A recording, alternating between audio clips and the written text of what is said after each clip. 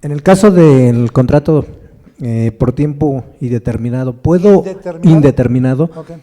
¿puedo meterle una cláusula a prueba de los 180 días? No, pues, primero haces un contrato indeterminado para 180, termina y ya después haces el contrato indeterminado. Sí, porque ya sería con dolo. Sí, gracias. Ese es con dolo. ¿Sale? Mande.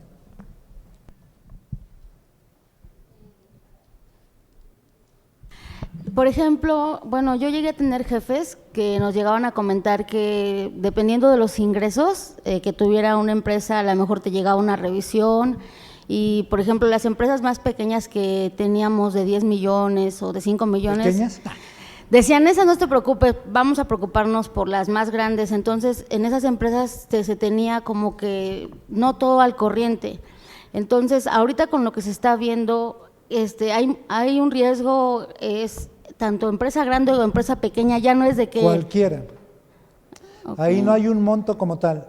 Ahí lo que la autoridad, cualquiera, Secretaría del Trabajo, Secretaría de Economía, porque ya ven que todo cambió a Secretaría de Economía desde julio. Ellos son los que tienen más facultades que cualquier autoridad.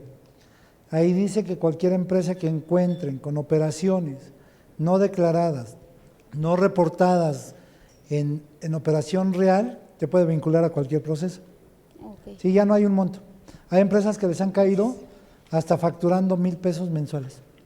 A cualquiera. Okay. ¿Mandé? Sí, todo lo que traemos ahí. Por eso revisen mucho. Les digo porque la autoridad trae ahorita todo en la mano, todo. Hay gente que les ha tocado como contadores, que les toca revisar en el dichoso buzón tributario, y cuando dice comunicados no hay problema, pero cuando dice expedientes, ahí sí hay problemas, porque ahí les puede tocar digamos que en el buzón, una opinión que diga que usted tiene movimientos atípicos. Esos movimientos atípicos son los picos, como dice acá el contador. Pero cuando venga la conducta de revisión profunda, ahí sí se los digo muy cristianamente, récenle a Dios porque traen facturas compradas. Récenle a Dios porque traen operaciones simuladas. Todo aquel que les ha tocado revisión profunda, pues traen actos simulados. Ahora, aprendan a registrar fiscalmente un acto simulado. No hagan lo de los típicos contadores. Yo soy contador igual, pero muchos cargo al gasto y cargo al costo. Y cuando viene el proceso que saca el SAT, te invitamos a que te regularices, o como ahorita saca los spots en la página. Si tú has comprado facturas, llama al SAT y te decimos cómo corregir. No manchen. O sea, ya parece que voy a estar llamando, ¿no? ¿Sale? Dame un RFC. Pero ¿qué es lo que pasa? Un registro fiscal y financiero de un acto simulado es muy diferente. No es el típico de costo y de gasto, Es muy diferente ese movimiento contable. Entonces, si yo no contabilizo, si yo no registro y no tengo contratos de por medio, pues soy más vulnerable. Por eso muchas empresas caen en el 69B porque no materializan los actos. No hay contratos. Y si ahorita estamos hablando de contratos, tengo que cuidar esas conductas de materialidad. Por eso tienen que cuidar mucho las cosas. ¿Qué pasó con? Bueno, ahí se escucha. A ver, José Luis, una pregunta, porque con respecto a lo que comentaban ahorita de lo de las actas administrativas para los empleados. Sí. A nosotros nos ha tocado que pues hay muchas demandas de repente por los trabajadores y se hacían las actas administrativas, se preparaban todo, y quisimos llevarnos a la Junta de Conciliación para depositarlas y no te dejan ni siquiera pasar a la Junta de Conciliación. No, pero vete a oficialidad de partes. Pues vamos, voy a oficialidad de partes, quiero traer eso. Y dice, no te dejan pasar. Hablamos con los abogados laborales, oye, ¿sabes qué hacemos? Dice, es que no te sirve de nada el acta, dice. Ellos nos digan, ni las hagas porque no te sirven. Bueno, prueba. ahorita tienes un chance con el cambio de reforma laboral. Ahorita si quieres después del break busco el artículo, no me acuerdo del artículo, donde dice que tú como ciudadano, empresario, puedes denunciarlos ya. Atrévete, de verdad atrévete, de lo contrario jamás vamos a brincar este rollo de la corrupción. Sí, porque llega uno a la puerta y no te dejan pasar, ¿a qué asunto va? Tú dices, no, no te dejan. Entonces nos llegaban demandas de gente que decía, pues, te trabajé hace 5 años ahí, la empresa tenía 1 año, Ah. o sea, ¿no? Con Broncas. los nombres de los socios, machos muy grandes. Sí. Pero nunca pudimos hacer nada, entonces a la fecha seguimos ahí con los problemas Pero laborales. tu abogado no te ha defendido en ese lado. Pues no, por ese lado no, lo atienden, van, hacen el convenio con el trabajador, al final terminamos pagando, ¿no? Pero el problema es que, pues, digo, en cuanto a la parte administrativa, nosotros, las actas, pues, ya según ellos dicen que ni siquiera nos servían, no servían. Entonces, No, sí, chécate. Entonces, chécate ¿cómo en me esos- defiendo yo como patrón? Dices, no. No, por eso te decía, atrévete, digo, es que de donde yo vengo, yo sí entrego actas administrativas, porque yo las lleno con unas contabilidades que yo llevo. Y al menos a mí sí me la aceptan, y no porque me conozcan, como ciudadano normal, pero de donde vengo sí la aceptan en oficialía de partes. Así que llegas, típico, te dan tu sello y ya vete, ¿no? Y ya con eso cumpliste. Acá se me hace raro. Digo, no sé si haya conducta de diezmo o algo por el estilo, pero chécate con tu abogado y que revise, creo que es el artículo 109 de los cambios que hubo en la Ley Federal del Trabajo, Ok. donde dice que tú puedes denunciar a un servidor público, pero atrévete a hacerlo. Ok, gracias. Manda. Buenos días, Luis. Tengo 2 preguntas. La primera, tengo un cliente que tiene muy poco movimiento de personal y ahora va a contratar a una nueva persona y lo que pretende el dueño es darle menos prestaciones que a los demás trabajadores. Ah, cañón. ¿Esto se puede? No, ¿verdad? No, debe de estar a la par en todo. Ok. No puedes decir a este sí le doy prima dominical, a este no le doy, a este sí le doy puntualidad, a este no, esto no Ok. se puede. Esa es la Por- primera. Porque digamos que en conductas de auditoría del Seguro Social, todos debemos de ser parejos. Muy bien. La segunda, tengo yo un contrato con una aseguradora de gastos médicos mayores. Sí, Llevo con ellos 20 años. ya te va a tocar recibir la nota. No, pero ¿No es recibe dinero? para seguro médico, servicios médicos menores Ah, y mayores. ah. Entonces, como han tenido quiebras, venden y venden la aseguradora a otro, La cartera. la cartera a otro proveedor. Ajá. Y cada vez que lo venden me disminuyen mis beneficios, pero yo me entero cuando ya tengo que hacer uso del servicio. Tengo manera de defenderme porque ellos lo Sí. hacen de manera arbitraria, a mí no me enteran hasta que Mete estoy una en la demanda. situación. ¿Una demanda? ¿Qué tipo de demanda sería? Esa es una demanda civil, ya como ciudadano. Ok, La metes en un ministerio, en un tribunal, indicas la secuencia de historia de qué aseguradora, con qué aseguradora fuiste pasando y las disminuciones. Se supone que cada una te debe de entregar un contrato y en ese contrato van las condicionantes de cláusulas de qué beneficios tienes. sí, porque me las han ido disminuyendo mucho y ahora resulta que ya no me Y estás corresponde pagando nada. lo mismo. Y estoy pagando más, cada Ah. año me aumentan. Fíjate, entonces esa parte, bueno, pero ya llevas 20 años. Y ya llevo ¿Y no 20 ¿No años. tienen un beneficio de que diga que a los 20 años te retornan No, dinero? no, ¿No trae? no. Entonces sí es con dolo, ¿no? Sí. Pero mete una demanda civil, Ok, muchas gracias. ¿vale? Entonces les digo, y la forma de cuáles son los requisitos de un contrato, debo de tener precisamente cuidar la conducta de materialidad, en apego a este artículo de Código Civil, debe de tener capacidad de las partes, ausencia de vicios en el consentimiento, debe de traer un objeto, un movimiento y que todos los actos son de fin lícitos. Por eso les mencionaba, los contratos han cambiado. Lean ustedes el Código Civil, digamos que el global, el que manejamos para la República, y entonces en ese artículo dice que son las conductas. Imagínense que yo hago un contrato del que quieran, como les decía, el de compra-venta, pero no trae la cláusula de que todos los actos son de procedencia lícita. Pues quiere decir que estoy violando el contrato, que no cumple las características que debe de llevar un contrato. Debe de traer también que esté expreso de acuerdo a la ley y mencionar las conductas de ley como Código Civil, como Ley Federal de Trabajo, Código Mercantil, dependiendo lo que ustedes hagan. Pero sí es importante que yo cumpla estos requisitos de capacidad. También menciona que la diferencia entre los elementos de validez y los elementos de existencia consiste en la sanción del derecho que les aplica a estos cuando no cumplo. Y entonces, por eso el fisco, para los que somos cautivos, nos pide los contratos y llega un momento en que dice, este contrato no es válido. ¿Por qué? Porque no trae las condicionantes globales de un contrato. Hay 5 condicionantes en un contrato y entonces esas 5, pues una de ellas es el consentimiento, una de ellas es la procedencia lícita, una de ellas es tener la veracidad, que es, digamos que la protección de datos, y sobre todo, demostrar la materialidad de las cosas. Imagínense que ahorita hagamos un contrato de compraventa de mercancía que quieran, y resulta que la hacemos por internet, y mi contrato no dice que las operaciones son por e-commerce. Y entonces, cuando el fisco me encuentra que yo le compré algo por internet, nos puede hacer una mega preguntota. ¿Dónde recogiste la mercancía? ¿Quién te la provee? ¿Quién fue el que la manejó? Si esa persona que manejó, el número del Seguro Social, el número de aseguradora de la unidad vehicular, ¿dónde almacenaste? Tu tarjeta de almacén, ¿cómo compruebas la operación con el proveedor? ¿Cómo le pagaste? ¿Qué tipo de relación hizo la operación? ¿Dónde demostraste el acto de materialidad?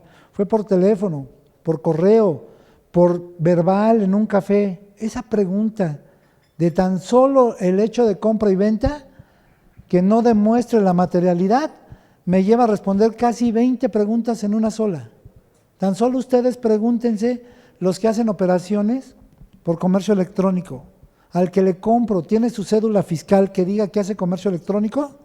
De lo contrario me voy a meter a las broncas, que el fisco me eche para abajo esos movimientos, que el fisco lo considere que es un acto simulado. A lo mejor no fue simulado, solo que yo no cubrí la necesidad de todo esto. Y entonces cuando yo haga esos contratos, cuando venga el consentimiento, cuando vea los elementos, voy a cuidar esas conductas para no caer en errores. Debo de cuidar que todo lo que yo haga es para efectos de operación de mi empresa. Son para efectos de operación.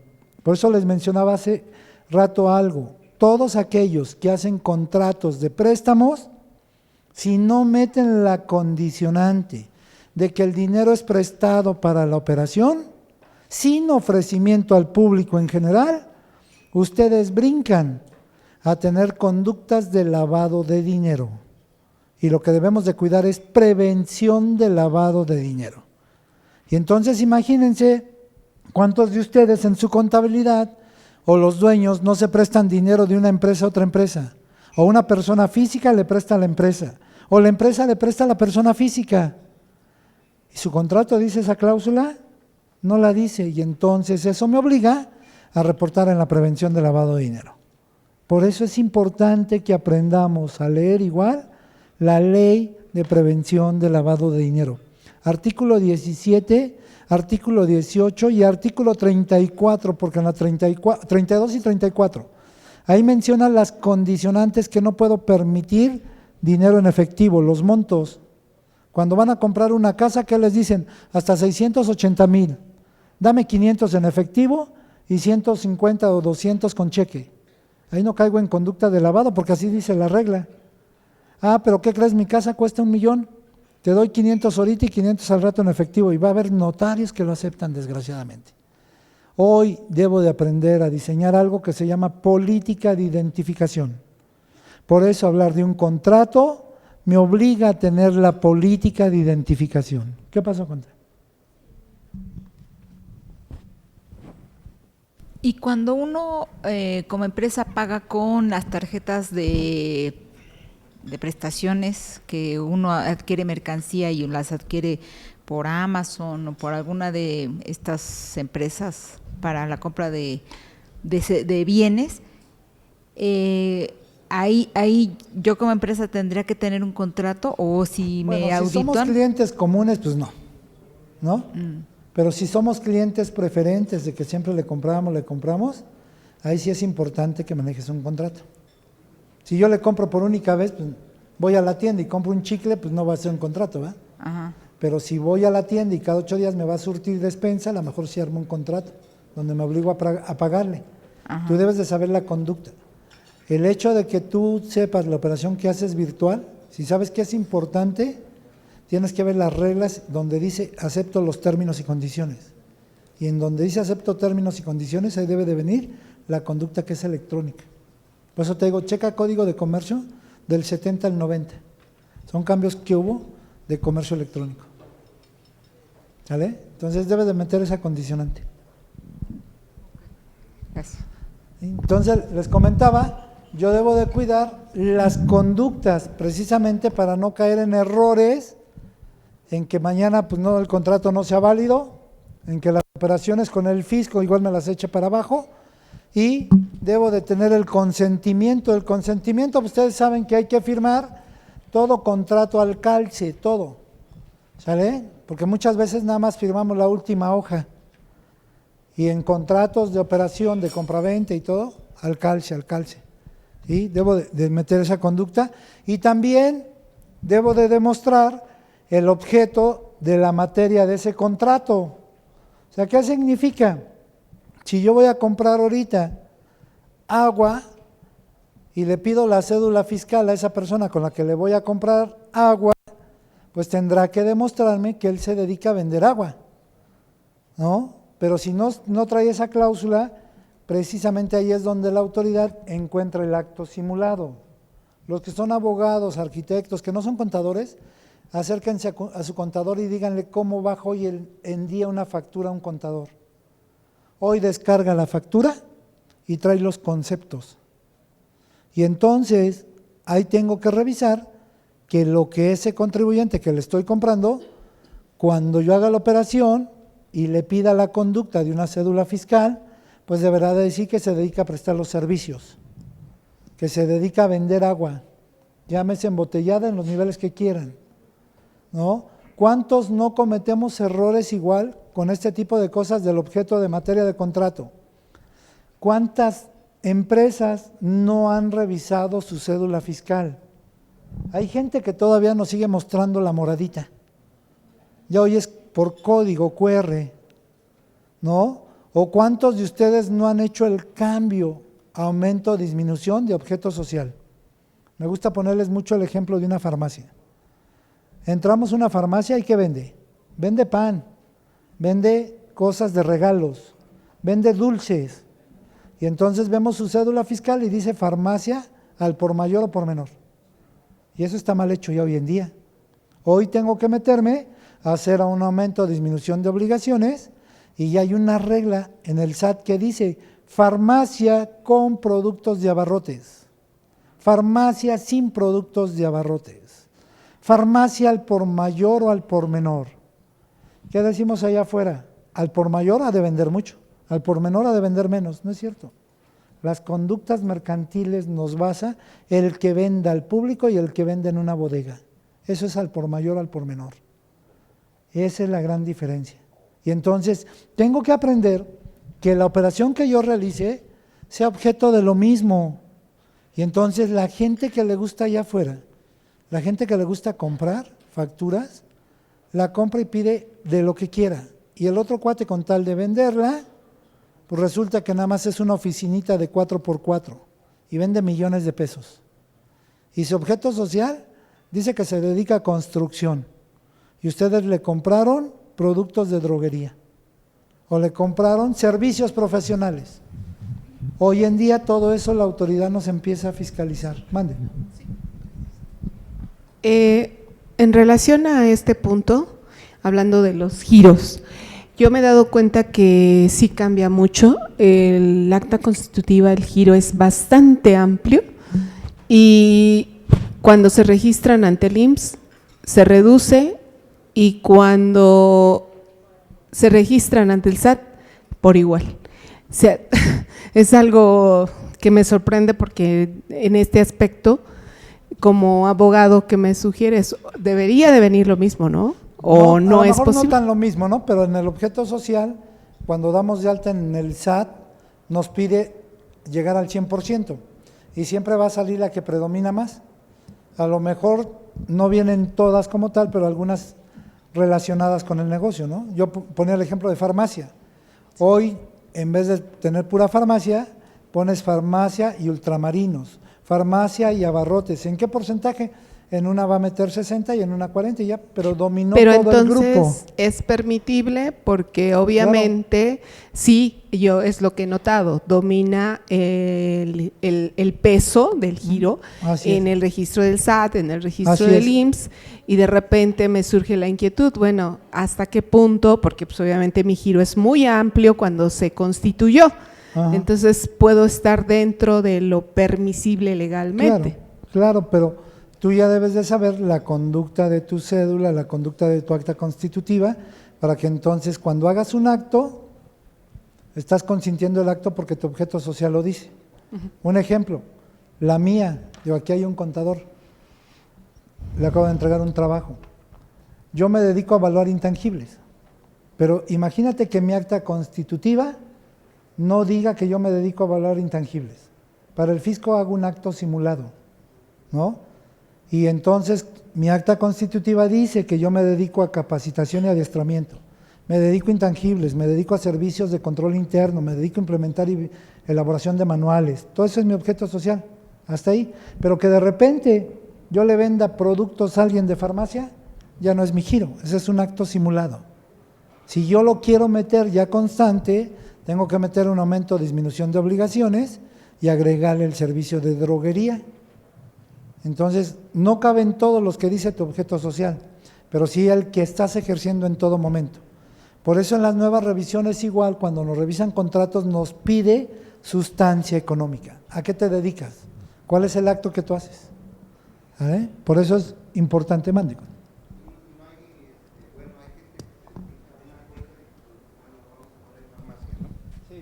Tiene farmacia, pero abre un salón de fiestas. Es totalmente distinto. Sí, no importa, No importa. pero tú haces un aumento de objeto Sí, social, avisándole. haces un aumento de obligaciones y no pasa nada. Es bueno, nada válido. que ver. Bueno, tiene la farmacia, pone un salón de fiestas, es totalmente distinto, pero le avisa. Así es, Y no importa. no pasa nada. Solo el chiste que tengas, digamos, la consistencia de actividades. ¿Qué va a pasar? Tú tienes una farmacia, por lógica tienes una compra de CFDIs recibidos que dice que compraste productos farmacéuticos, Sí, sí. peluches, perfumes, dulces, está el negocio. Y tienes otra que dice salón de eventos, renta, ¿no? Y entonces, ¿qué va a pasar? El hecho de que tengas dos actividades no te impide que caigas en un acto simulado. ¿Cuál es la consistencia y cuál es la materialidad? Que en las dos debo de tener, si yo es mi negocio, pues debo de tener el registro de propiedad de mis dos negocios. Y mucha gente no lo tiene, ¿Registro de qué? de propiedad. Cuando tú compras una casa te dan tu escritura y al final te dan tu registro de propiedad. Ajá. Cuando tú haces un edificio, vas y lo registras con el notario y te debe de dar el registro de propiedad, para que no caigamos en problemas de extinción de dominio. Si yo no traigo eso, y si yo hice el acto de un local y lo hice legal, con dinero que entró a mi banco y saqué del banco, debo de al final escriturar y mucha gente tampoco lo hace. Y entonces esos son actos simulados para la autoridad, salvo prueba en contrario. Ahí tendría que buscar un abogado que me defienda y que le demuestre que todos mis actos fueron legales de la casa o del local comercial. Pero si yo hice un negocio y todo lo pagué por fuera, pues es un acto simulado. ¿Sí me entiendes? O sea, hay que tener ese tipo de condicionante. Y fiscalmente, pues tú vas a tener un contrato de un local, tú vas a tener un contrato de tu farmacia y no pasa nada. En contabilidad hay uno que se llama contabilidad por segmentos. Entonces tú vas a identificar la farmacia y lo que compraste farmacia. Si el local es salón de eventos, ¿qué tiene un salón de eventos? Pues va a tener mesas, sillas, manteles, cocina, Refresco, todo ese rollo, ¿no? Y entonces ya lo que te dedicas es a rentar el salón de eventos. ¿Qué debes de cuidar para materialidad de actos? Un aviso de privacidad que se dedique al salón de eventos. Un aviso de privacidad que se dedique a farmacia. Son cosas diferentes. Sí, sí, ya te entendí. ¿Sale? Entonces, sí es importante que yo traiga todo esto. También por eso les digo, hay que cuidar el consentimiento de todos los actos en el contrato. Tengo que checar que no traiga vicios mi contrato. Por eso les he mencionado mucho que debemos de aprender el 400 bis de Código Penal, que todos los actos son legales. También el consentimiento que de alguna manera lo puedo hacer expreso o el consentimiento tácito, la forma de cómo hago el negocio con la persona o cómo controlo documentos. El objeto que debe ser materia del mismo, debo de saber qué me dedico, cuál es mi cédula fiscal, cuál es mi objeto social, si soy persona física, demostrar los actos. Hoy algo está pasando con el SAT, nos vuelve a monitorear por vía satelital. ¿Qué hacemos por desgracia? ¿Cuántos de nosotros tenemos el despacho, el negocio en casa y no le ponemos logotipo porque la delincuencia está cañona allá afuera? ¿No? Y entonces ahora nos enfrentamos a otra delincuencia que es el SAT, porque dice que te voy a cancelar los sellos y te voy a mandar llamar por actos simulados. Tu oficina no está rotulada. Tu oficina no tiene si es departamento 1 o departamento A. Y entonces tengo que aprender a cambiar esas cosas. Yo sé que a donde vivamos, sé que la delincuencia hoy en la República está cañona. Antes hablábamos de estados, hoy no. Hoy en toda la República está difícil, ¿no? Entonces, si yo tengo, un ejemplo, un negocio en casa, pues tengo que aprender a rotular aunque sea algo afuera, pero no caer en un acto simulado. Para decir que tengo, debo de tener igual indicativo de querer ir de alta con la autoridad. Adentro de mi casa le pongo local A o número 1, para que cuando el fisco vaya no tenga problema. ¿Cuántos de nosotros, como contadores, como abogados, adentro de una oficina tenemos 3 empresas? Y lo permite igual, solo hay que poner A, B, C o 1, 2, 3, interior 1, 2, 3. De lo contrario son actos simulados. Por eso es importante que caigamos en esto, que sepamos todas las conductas de todo lo que determina la naturaleza de mi contrato, que sepamos qué es lo que va a pasar con ese contrato que yo desarrolle. ¿Cómo clasificamos los contratos hoy en día? ¿A qué horas va a ser el break? ¿11:30? Ya son 11:10. Bueno, nada más termino esta. De alguna cosa, los contratos los puedo tener con estos sentidos, unilaterales, bilaterales. O sea, en esta parte, ¿qué es lo que pasa? Hay empresas que tienen su holding y que tienen otras empresas y que caen en el grupo de partes relacionadas. Igual si se hacen préstamos de empresa a empresa, debo de tener mi contrato de parte relacionada. Y se entiende que un contrato de parte relacionada, cuando no lleva la condicionante que les he mencionado, de que es dinero para operación, por desgracia tienen que reportar en la ley de prevención, por desgracia. Oye, ¿puedo hacer contratos de alguna manera onerosos y gratuitos? Claro que lo puedes hacer. Yo les mencionaba, si el contrato de préstamo, lo meto de préstamo, con interés, y al final no cobro el interés, no va a pasar nada. O meto contrato sin interés, pues igual mi contrato deberá decir esa condicionante. Por eso menciona algunos contratos gratuitos, de que te presto el dinero pero no me pagues interés. Solo recuerden, el plazo es de 1 año en su mayoría. Pero hay mucha gente que trae las cuentas contables infladas impresionantes. Conmutativos o aleatorios en el sentido de que yo traiga conductas de qué te puedo meter en el objeto social. Te puedo prestar dinero, te puedo vender mercancías, te puedo vender servicios. ¿Por qué? Porque mi objeto, mi sustancia económica me lo está permitiendo.